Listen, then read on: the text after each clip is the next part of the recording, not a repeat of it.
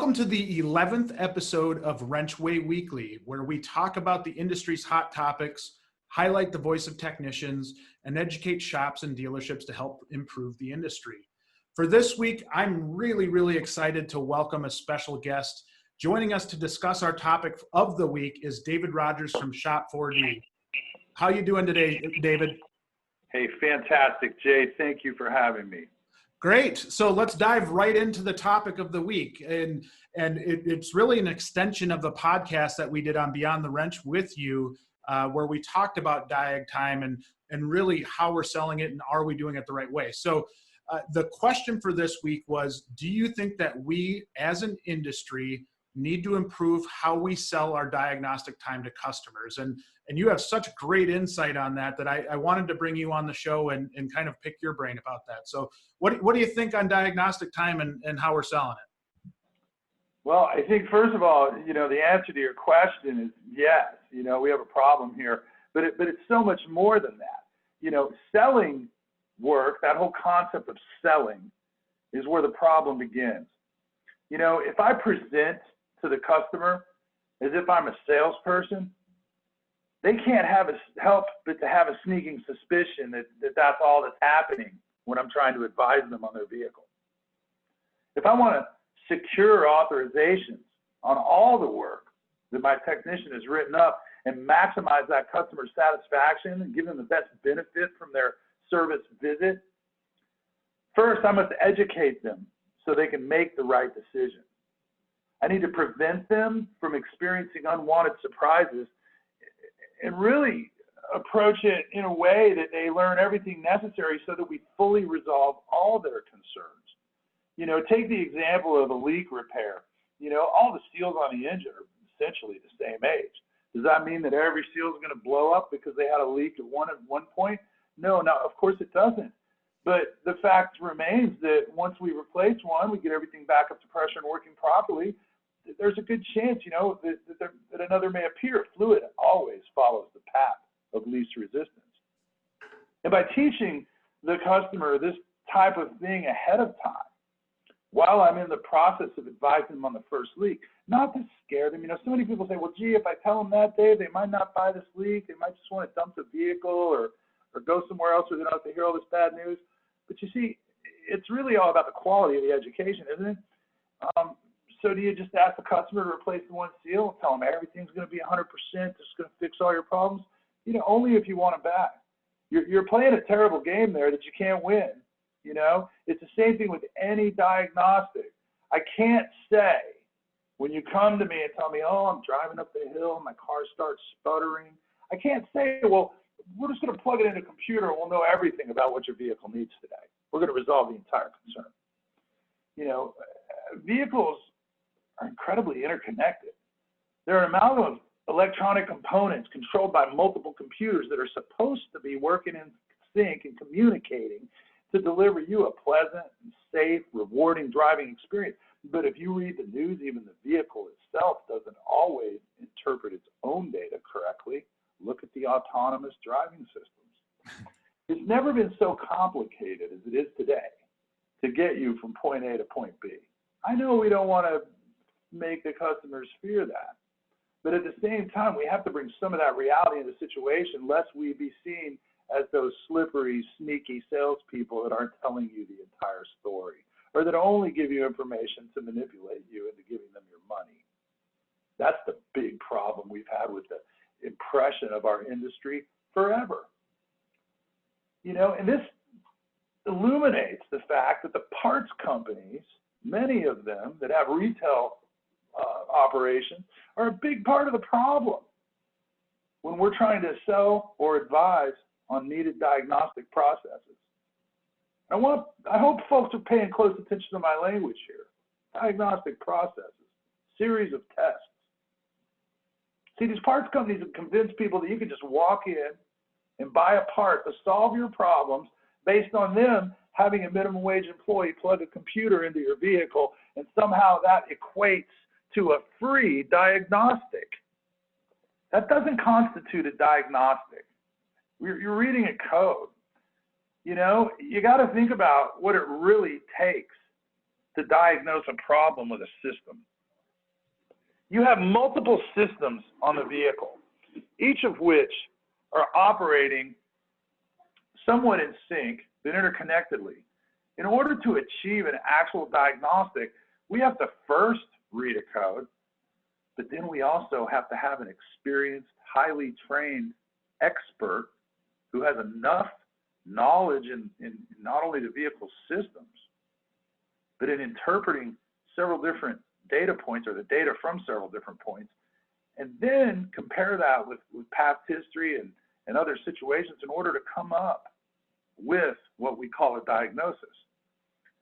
So when the parts company's out throwing free diagnostic language around, and they have somebody hazarding a guess, somebody who could not qualify to work in one of these repair shops in the role of technician,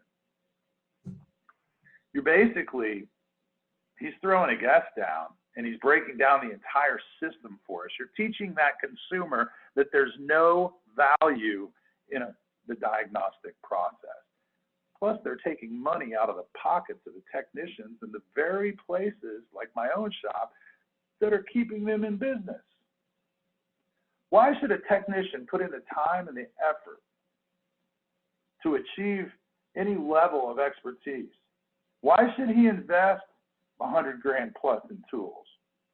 Why should he attend hours of ongoing training and, frankly, bust his knuckles day in and day out solving problems and noodling through many complicated situations if this is going to be the end result?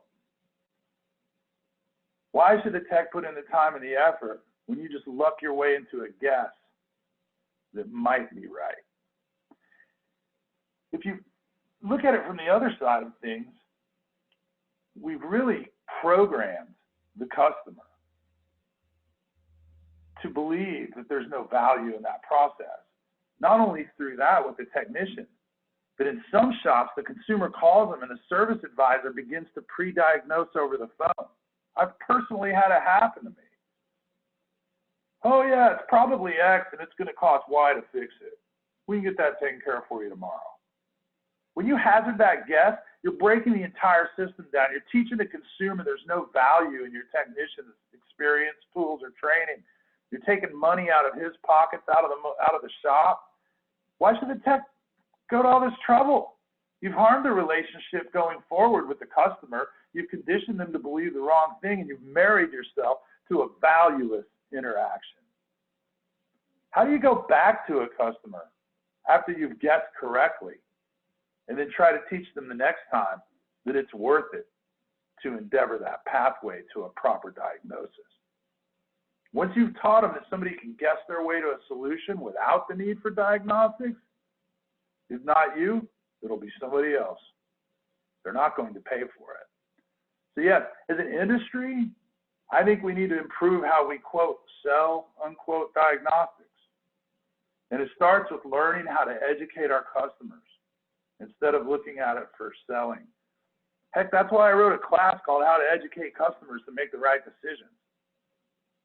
And that's why I put that and dozens of other classes right inside of Shop 4D.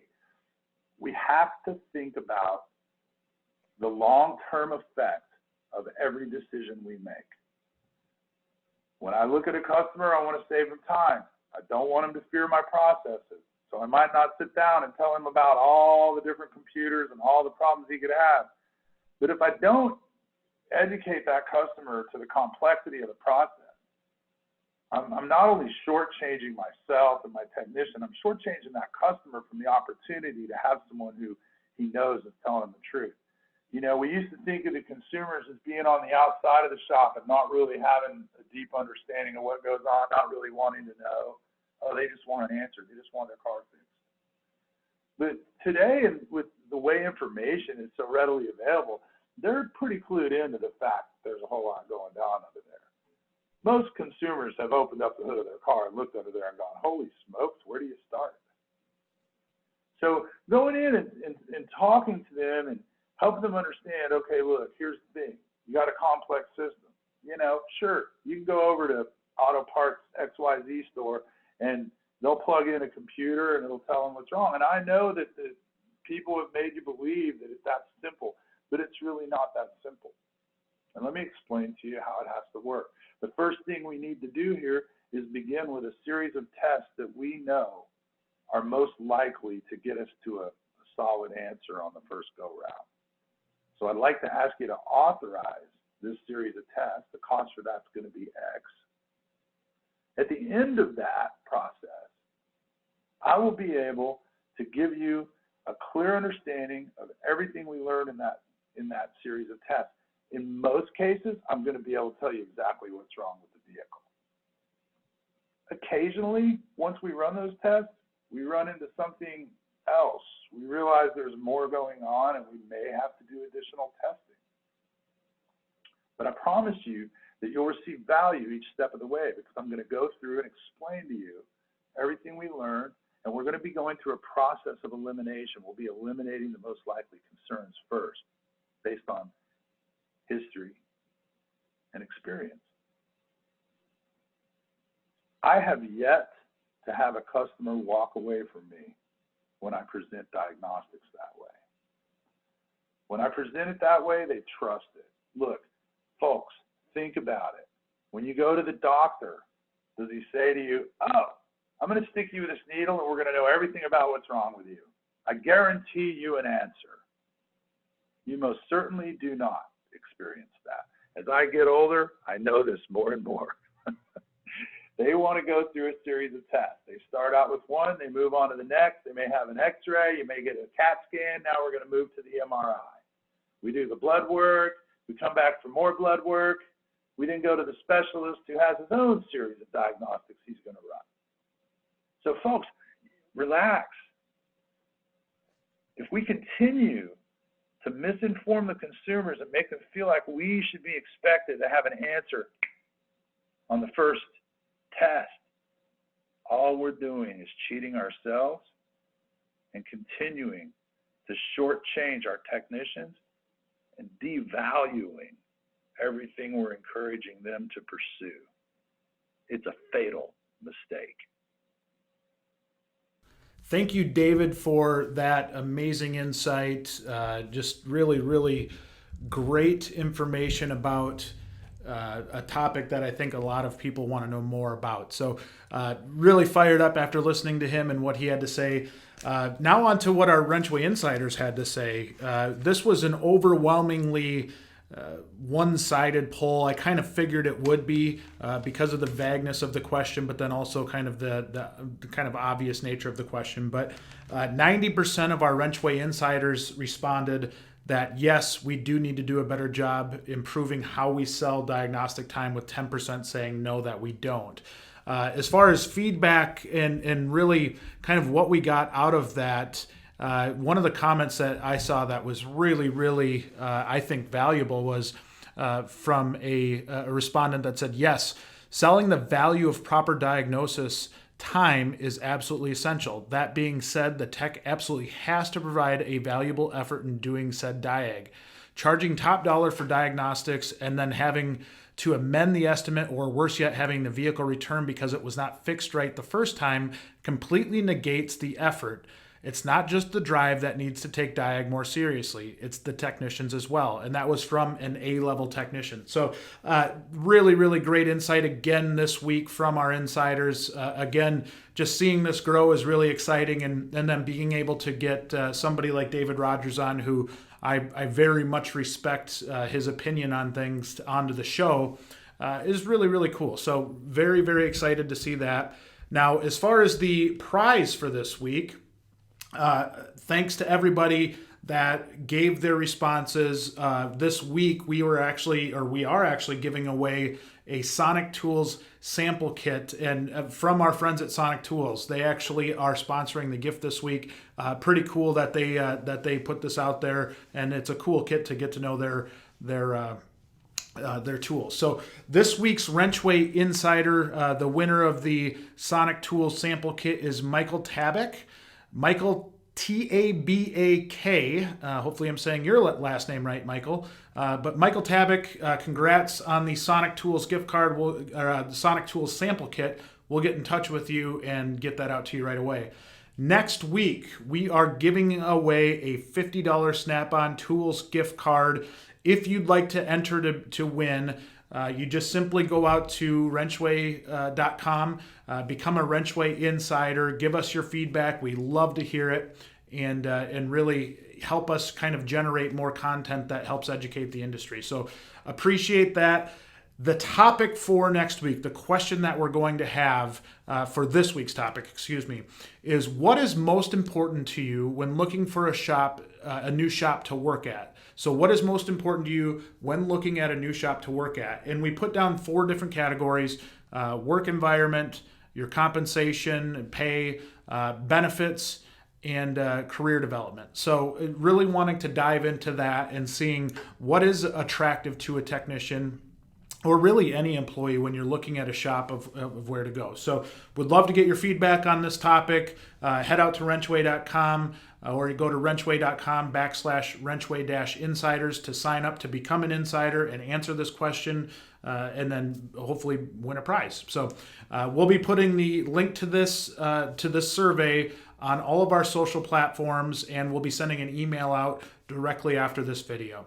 So if you can, head out to WrenchWay on YouTube, subscribe to our channel, and you'll always be informed of the latest WrenchWay Weekly. Thanks for tuning in, and have a great week.